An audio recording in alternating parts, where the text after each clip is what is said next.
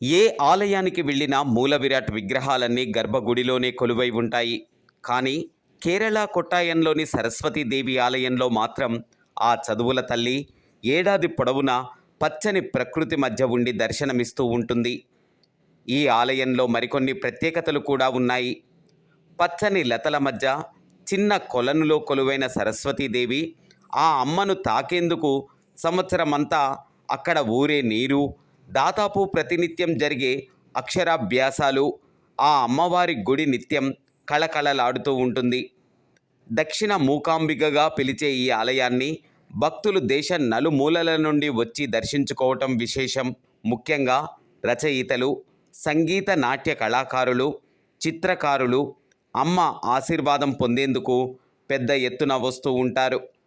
ఈ గుడికి 1000 సంవత్సరాల చరిత్ర ఉన్నట్లుగా ఆలయ నిర్వాహకులు చెబుతారు. ఇక్కడ దుర్గాష్టమి, మహర్నవమి రోజుల్లో తప్ప మిగిలిన ఏడాదంతా అక్షరాభ్యాసం చేసుకోవచ్చు. అమ్మవారికి నెయ్యి సమర్పించి దాన్ని భక్తులకు ఇస్తారు. నవరాత్రుల సమయంలో విద్యార్థులు ఎక్కువగా ఇక్కడికి వస్తూ ఉంటారు. పిల్లలు ఇక్కడ అక్షరాభ్యాసం చేసుకుంటే ఉన్నత శిఖరాలకు చేరుకోవచ్చునని భక్తుల ప్రగాఢ విశ్వాసం.